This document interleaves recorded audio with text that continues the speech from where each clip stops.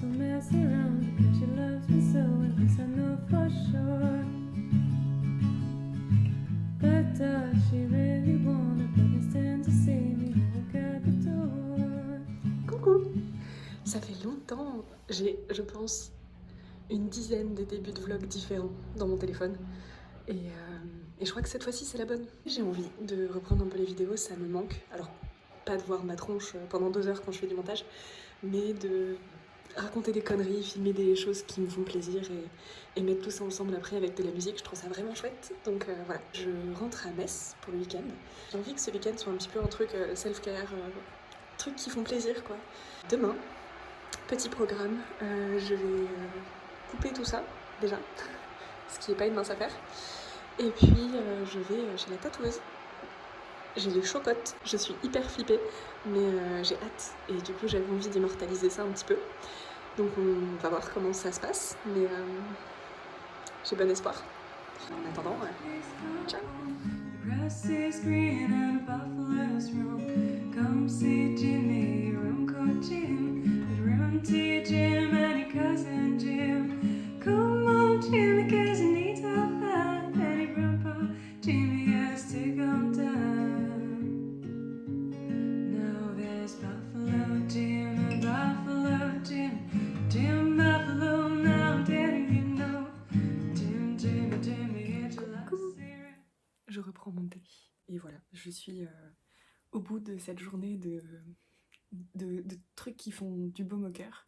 Et je vais vous raconter tout ça et vous faire un petit update lecture, petit update sur ma journée aussi, puisque je pense que j'ai dû vous laisser quelques plans, mais il y a eu 2-3 changements sur moi aujourd'hui et j'en suis très très contente. La première chose, bon, ce sera peut-être pas significatif pour vous, mais pour les gens qui me connaissent dans la vraie vie, j'ai coupé tous mes cheveux. C'est-à-dire que j'ai actuellement un sac avec toute ma longueur de cheveux parce que je veux en faire don. Parce que quand je suis arrivée chez le coiffeur cet après-midi, mes cheveux arrivaient en bas de mes fesses et maintenant, bah, ils arrivent là. Et vraiment, tout le salon était en... un peu en panique que je coupe tout ça. Donc voilà, j'ai envie que ça puisse au moins servir peut-être à quelqu'un et... Enfin, autant se rendre utile quoi. Un petit changement et je suis tellement contente.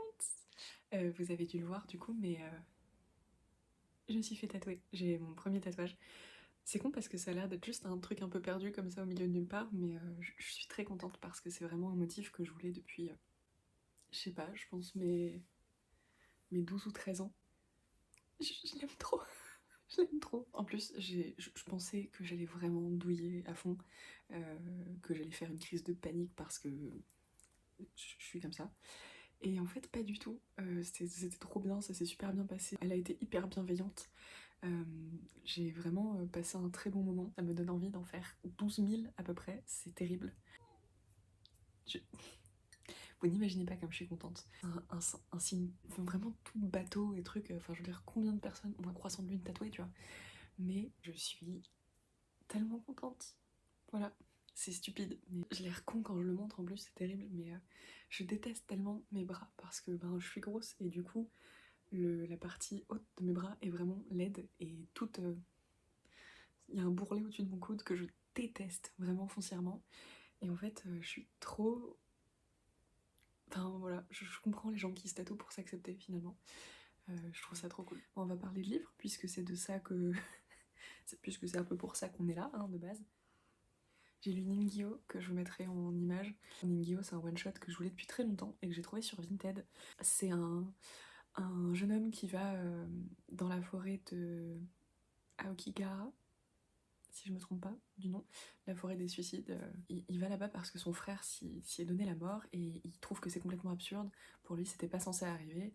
Et du coup, il va essayer de comprendre pourquoi et se retrouver dans une histoire complètement improbable puisque la forêt est habitée par des sirènes et qu'en fait, c'est elle qui appelle les gens à la mort. Enfin, c'est un truc un peu barré, mais c'est pas trop mal. J'ai lu du coup Shinotori aussi, donc la trilogie qui est une histoire d'horreur post-apocalyptique, un petit peu de survie avec un virus qui transforme les gens en en oiseau mutant hyper flippant qui dévore les humains en fait.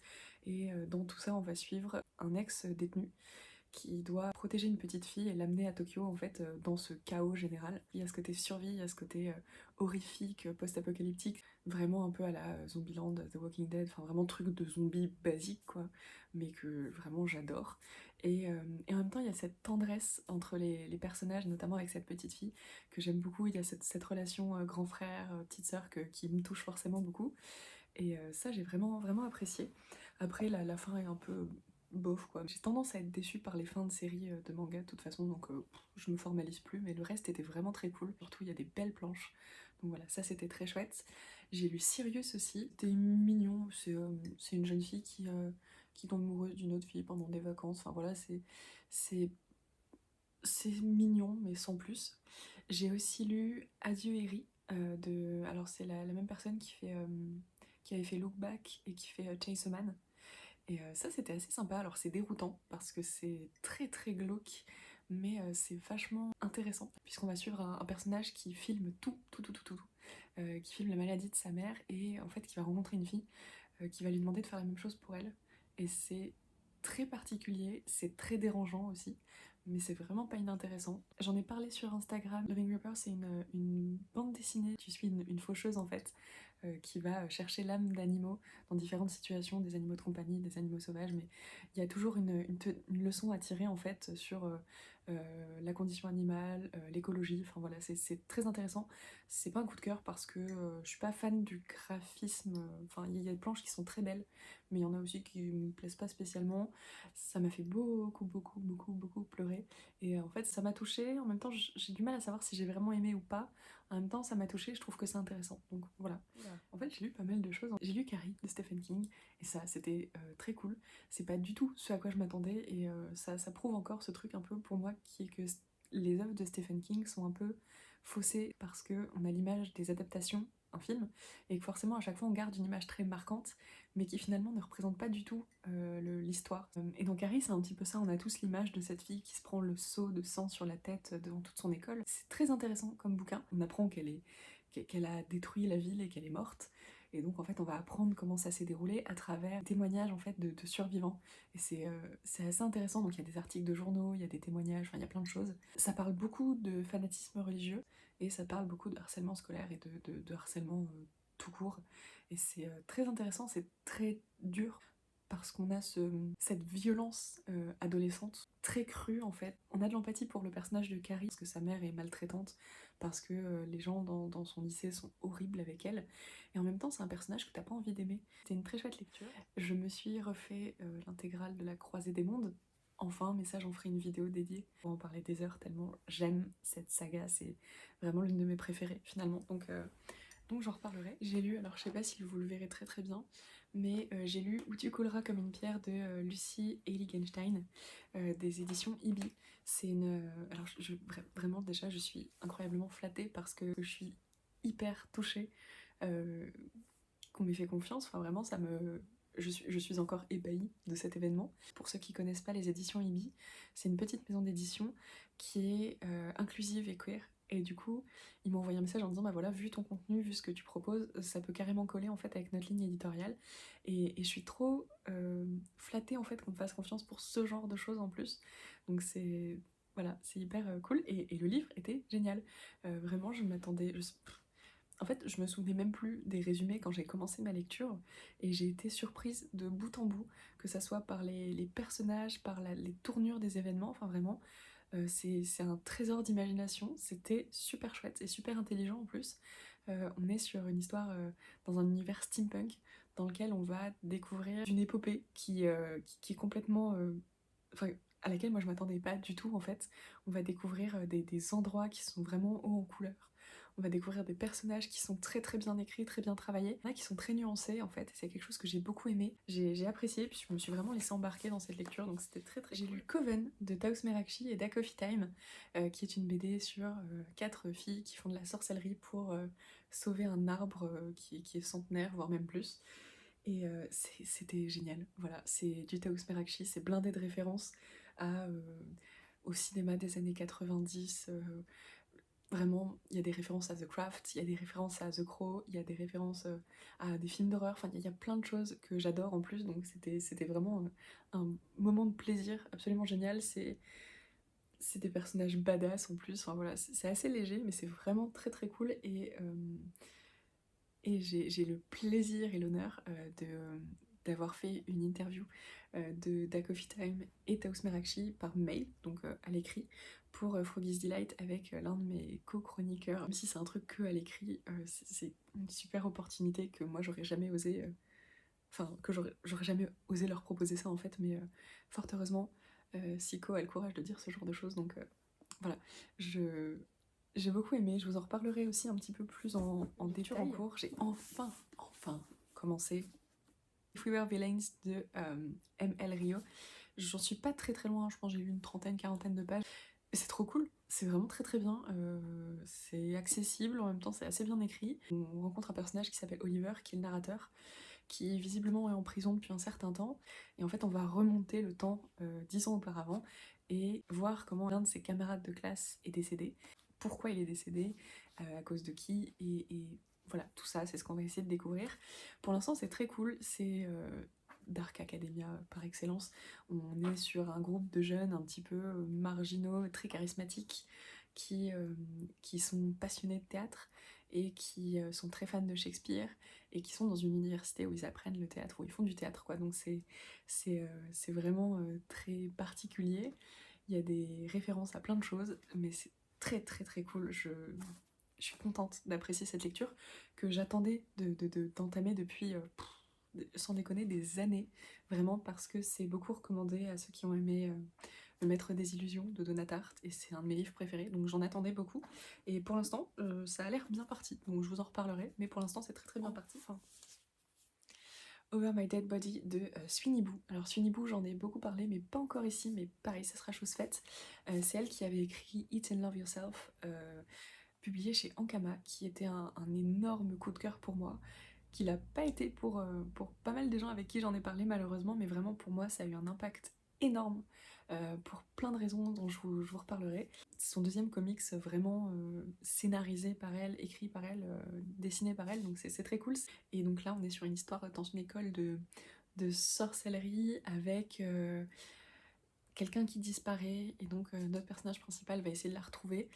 J'en suis pas très très loin, mais franchement c'est très chouette, j'adore le graphisme encore une fois, enfin l'univers est trop cool, les dessins sont magnifiques, donc je vous en reparlerai. C'en est tout pour ce petit update. Je pense que je vous reprendrai demain pour vous parler d'autres trucs, peut-être vous parler de lecture, de séries, de choses, enfin bref j'en sais rien.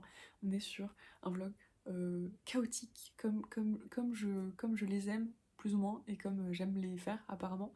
Ça fait 34 minutes que je parle. Voilà, donc je vais peut-être aller faire autre chose, genre lire et dormir et terminer cette délicieuse petite infusion aux agrumes. Sur ce, je vous laisse. À plus.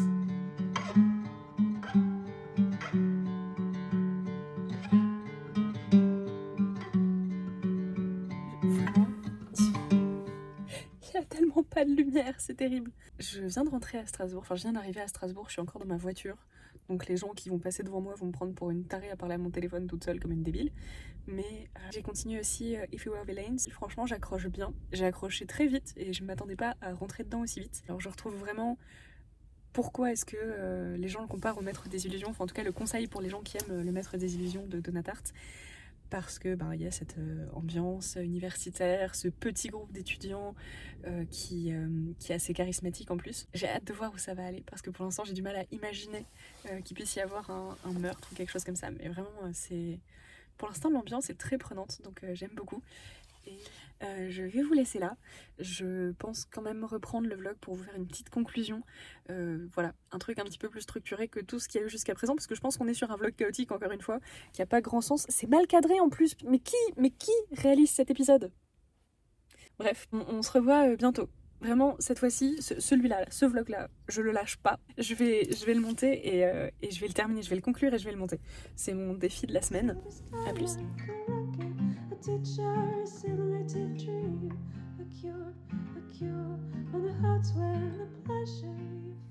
Coucou!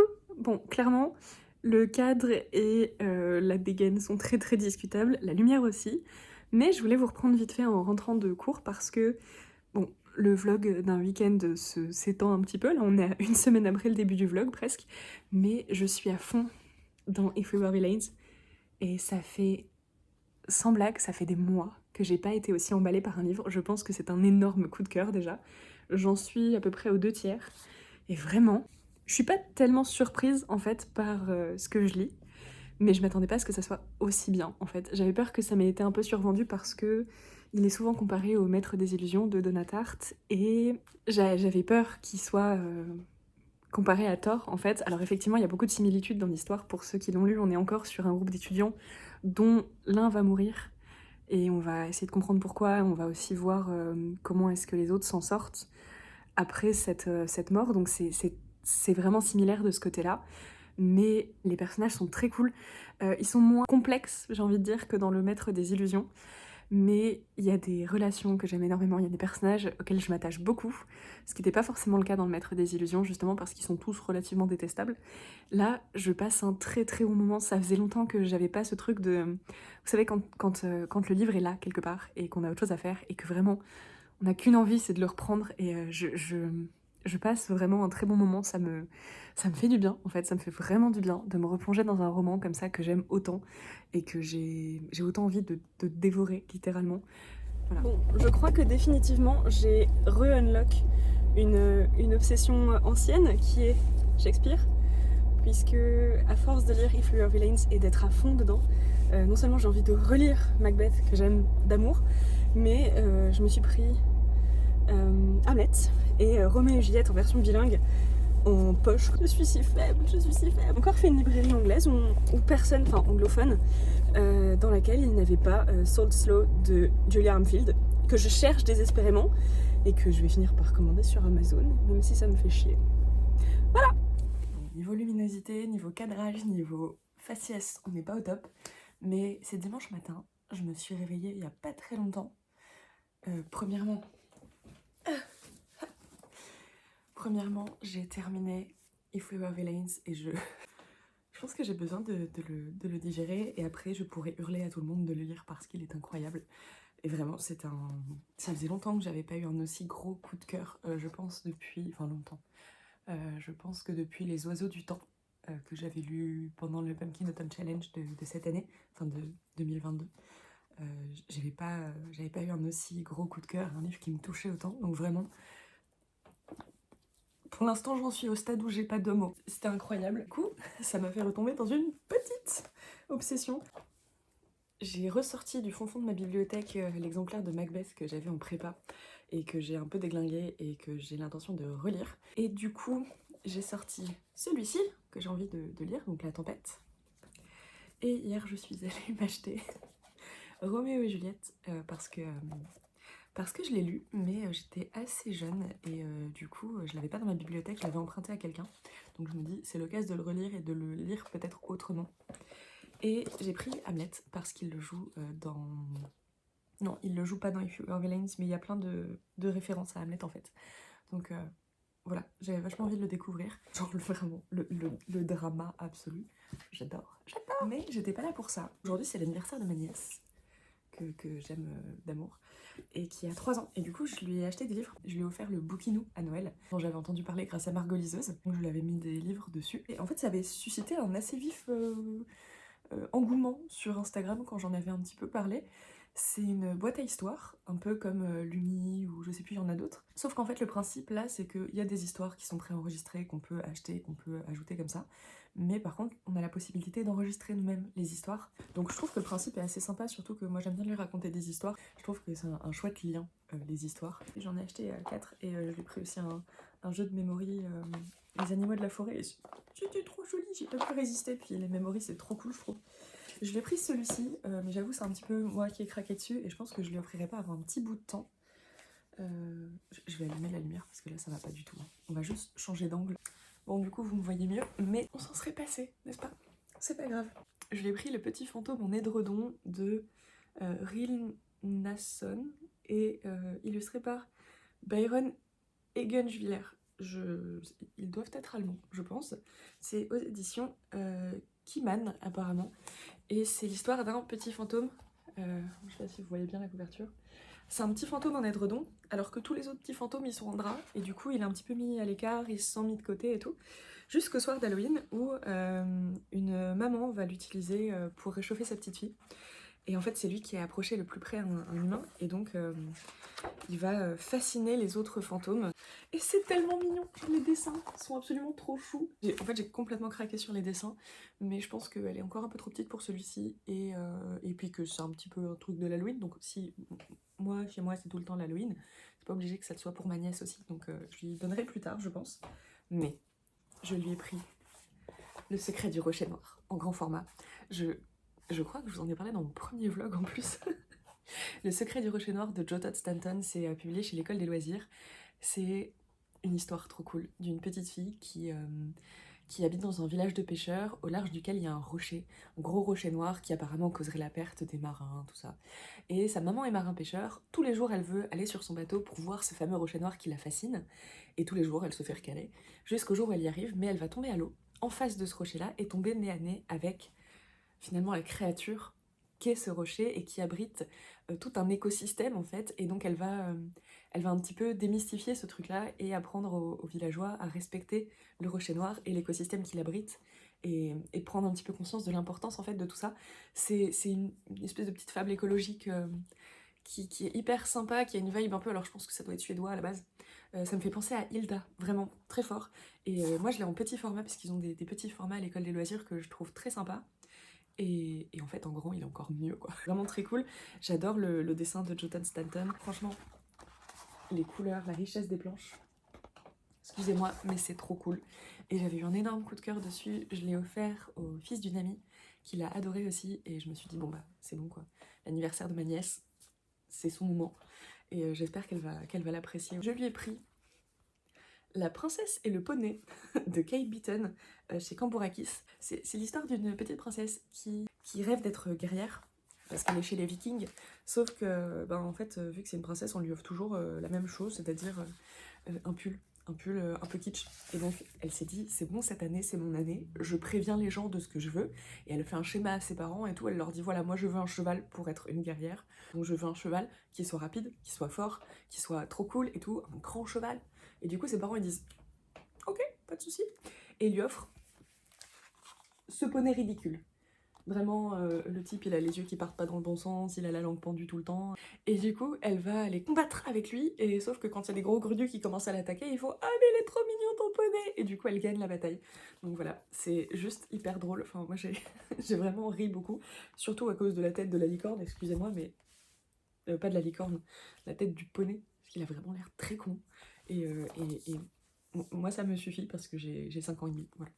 Donc, je pense que ça la fera rire. Et le dernier, qui est extrêmement mignon, c'est La petite collectionneuse de lumière de Lucy Fleming, encore chez Kimmel. C'était trop chou. C'est le genre de lecture, vraiment pour enfants, où à la fin tu fais « Oh, c'était trop mignon !» Et c'est vraiment ça, quoi. C'est une petite fille qui est un papillon de nuit, et en fait, elle capture des lumières et elle les distribue à ceux qui en ont besoin. Sauf que elle, son rêve, c'est de voir la lumière du soleil, de voir le lever du soleil. Mais vu que c'est un papillon de nuit, elle doit rentrer chez elle à l'abri du soleil. À force de rendre service aux gens, ils vont décider de s'allier pour lui permettre de vivre ça. Donc ils vont découper des morceaux de ciel nocturne et fabriquer une tente avec, pour pouvoir la protéger, pour qu'elle regarde le lever du soleil en étant à l'abri. Et c'est... Oh, c'est tellement adorable, c'est tellement chou. Enfin vraiment, c'était parfait, c'est trop bien. Voilà, gros coup de cœur pour celui-ci, il est vraiment très très cool, donc j'espère que ça lui plaira. Et voilà, oh là là, je suis même pas sûre de garder ça au montage tellement ma tête est... Oh, femme. Oh. Bon, c'est pas grave. Je pense pas que c'était le dernier update parce que je peux pas finir un vlog avec cette tête-là, on est d'accord. Mais du coup, je pense que je vous reprendrai peut-être encore une fois pour clôturer ce vlog. Je vais aller prendre une douche et aller offrir ces livres à ma nièce. Donc sur ce, à tout de suite. Later, running down to the riptide, taken away to the dark side. I wanna be your left-hand man. I love you when you're singing that song, and I got love in my throat, cause you understand what's wrong. Je viens pour clôturer ce vlog un petit peu plus décemment que dans les plans précédents où vraiment je viens de me réveiller, de terminer ce livre, de finir en pleurs, enfin bref. Je me disais qu'il était quand même temps de faire les choses proprement ici parce que tout part à volo sur cette chaîne depuis quelques mois, là c'est n'importe quoi. Bref. Oh non, le fond du bol de matcha froid. J'ai l'impression que je viens de manger de la terre. On a connu mieux. Bref, on n'est pas là pour ça. Je venais donc vous parler du coup de ça, puisque à la base j'étais censée faire un vlog sur un week-end un petit peu feel good, je fais des trucs qui me font plaisir, je change de tête, je me fais tatouer, voilà. Et finalement, ça devient un vlog lecture d'une semaine sur un énorme coup de cœur littéraire, donc c'est pas plus mal finalement. J'ai pu concilier toutes ces choses à la fois, donc c'est même plutôt très très cool. Mais du coup, il est temps de vous en parler un peu plus sérieusement une fois que ça a un petit peu décanté dans mon esprit, que je suis un petit peu sortie de cette lecture, parce que vraiment, je pense que les derniers rushs que vous avez dû voir, je venais juste de fermer le livre, et depuis je me sens orpheline, c'est terrible. Là que je vois que c'est un vrai coup de cœur, parce que vraiment, je peine à m'en extirper. J'y pense énormément, je ressasse, je reviens dessus, je regarde des TikTok de gens qui parlent du livre, vraiment presque je me trouverais agaçante là-dessus. Mais voilà, If We Were Villains de M.L. Rio, il est sorti en 2017 je crois, et il est toujours pas traduit en français. Pour les non-anglophones par ici, il va falloir attendre un tout petit peu, mais croyez-moi, ça vaudra le coup. Pour ceux qui peuvent lire en anglais, allez-y, foncez, achetez-le, dévorez-le, choyez-le parce qu'il est fabuleux. J'ai attendu déjà dans ma wishlist pendant, je pense, 4 ans, et qui a attendu dans ma pile à lire pendant 6 mois peut-être, plus, probablement plus que ça, ouais, puisque je voulais lire pendant le Pumpkin Autumn Challenge, mais, et là je suis contente. Alors je crois que je n'ai jamais sorti cette vidéo, mais j'avais prévu une vidéo de livres à lire absolument cette année, ou alors c'était dans mon... Ah c'était peut-être dans le book freak out mid-year book... le tag de mi-année que j'avais dû faire cet été je crois. Et il y avait un truc qui était les livres à lire absolument, alors ça devait être avant la fin de l'année, du coup je l'avais prévu pour le Pumpkin, on est en mars, je l'ai lu. Pour moi ça tient du miracle. Je dis ça comme ça. C'est effectivement un livre qui est beaucoup comparé au Maître des Illusions de Donna Tartt, et pour ceux qui me suivent un petit peu sur Insta ou ici, vous savez sûrement que c'est l'un de mes livres préférés ever, et vraiment, je le répète, mais j'attends de pouvoir faire une vidéo dessus où j'en parle parce qu'il est extrêmement important pour moi dans le sens où déjà il est parfait à mes yeux, mais aussi c'est un livre que j'ai traîné pendant très très longtemps et qui a fait ressortir chez moi ce lien entre le lecteur et le livre qui est particulièrement important. Et donc voilà, c'est pour ça que j'en parle jamais trop en vidéo, parce que j'ai envie d'en faire quelque chose de dédié, d'un petit peu plus développé, voilà, parce que ça me tient à cœur. Et du coup, quand je suis tombée là-dessus et que je voyais qu'il était beaucoup comparé, j'avais un petit peu peur. C'est-à-dire que j'étais partagée entre le « waouh, il y a moyen que ça soit très très cool » et le « ok, mais si c'est comparé à ça, est-ce que je vais pas être déçue parce que finalement ça n'aura rien à voir, et est-ce que je vais pas être déçue parce que peut-être ça sera trop repris du Maître des Illusions ?» Et finalement, j'ai pas du tout été déçue et j'ai été subjuguée par cette lecture. On voit clairement le lien qu'on peut faire entre le Maître des Illusions et If We Were Villains.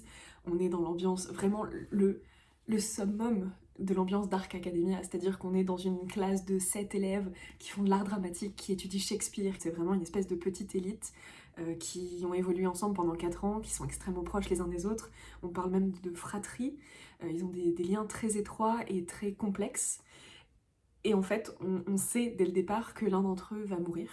Et donc l'idée, c'est un peu comme dans le Maître des Illusions, c'est de savoir ce qui va se passer avant, comment est-ce qu'on en arrive à cette mort, et ce que cette mort va impliquer pour les autres protagonistes, comment est-ce qu'ils vont vivre avec ça, et comment est-ce qu'ils vont voilà, évoluer avec la culpabilité, avec le deuil, avec les uns, les autres, et surtout avec cette peur que ça soit découvert. Enfin bref, toutes les conséquences que ça va avoir. Sauf que là, au lieu d'être sur fond de mysticisme, recherche de l'esthétique absolue dans Le Maître des Illusions, on est sur une tragédie shakespearienne qui est très très axée sur les liens entre les gens. Et ça c'est vachement cool parce que Là où Donatarte par exemple, alors là je suis en train de vous faire une comparaison directe des deux livres, mais je pouvais pas m'en empêcher puisque c'est une histoire que je connais bien. Là où Donatarte va nous dresser le portrait de personnages qui sont absolument exécrables, ici on va s'attacher énormément aux personnages, les liens entre eux sont extrêmement importants, et ça fait partie des choses qui sont vraiment très intéressantes en fait dans ce livre. Et je pense que c'est aussi pour ça que j'ai adoré.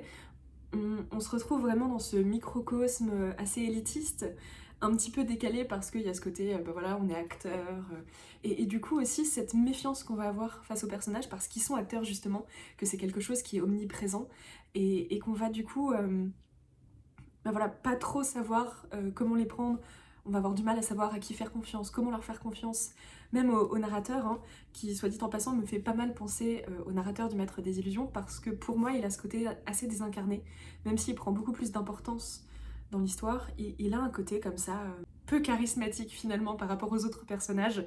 Ça paraît bateau déjà fait, enfin voilà, on a peur que ça soit une espèce de redite ou de dommage, on sait pas trop quoi. Et finalement, pas du tout.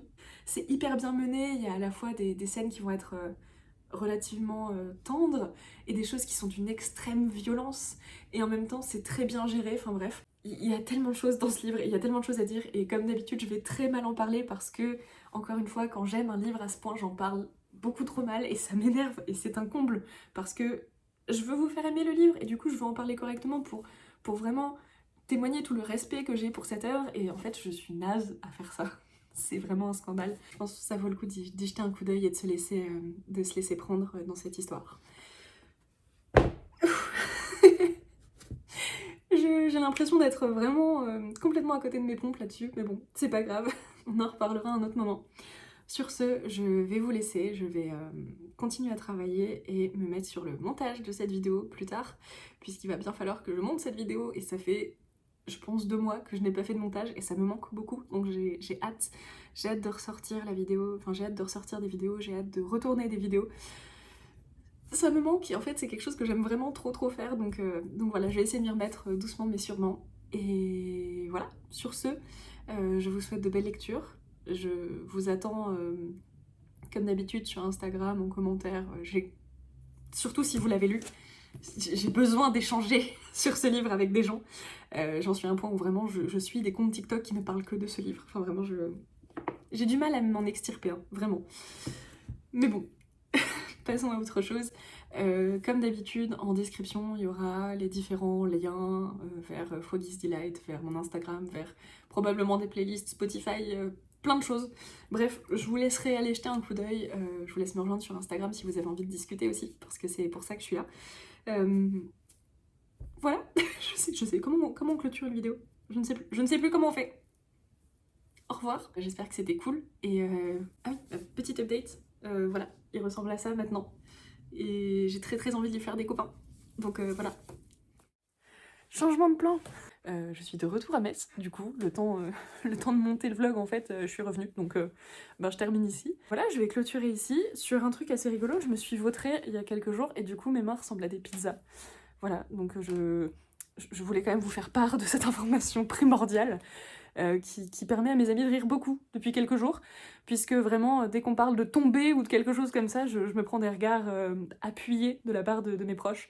Voilà, j'ai 26 ans et j'ai en fait 5 ans et demi apparemment, puisque je cours avec les lacets des fées et que je casse ma salopette en tombant. Bienvenue dans ma vie. Je vais donc m'arrêter là, je vais vous laisser et je vais peut-être entamer un nouveau vlog parce que vraiment, en fait, j'ai adoré reprendre la caméra, reprendre les vidéos. Enfin, vraiment, je suis en plein montage là et j'adore ce que je suis en train de faire. Ce sera peut-être nul.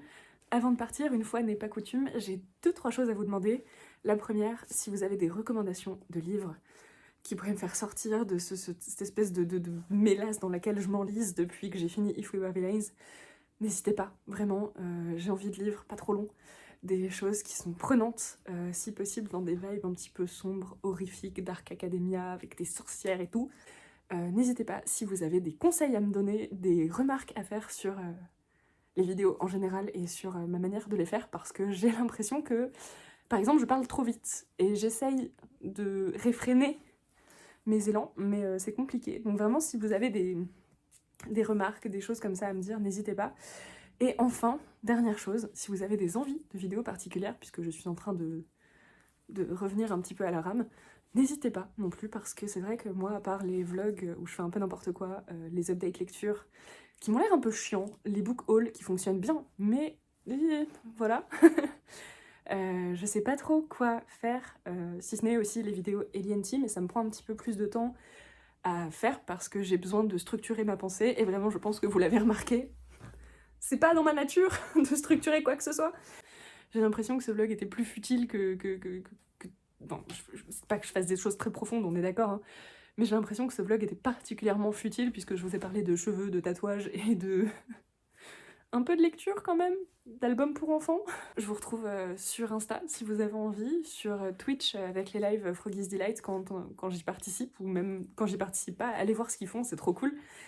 Et puis je vous souhaite de belles lectures, n'hésitez pas à m'envoyer un message, à commenter, enfin bref, vous voyez quoi.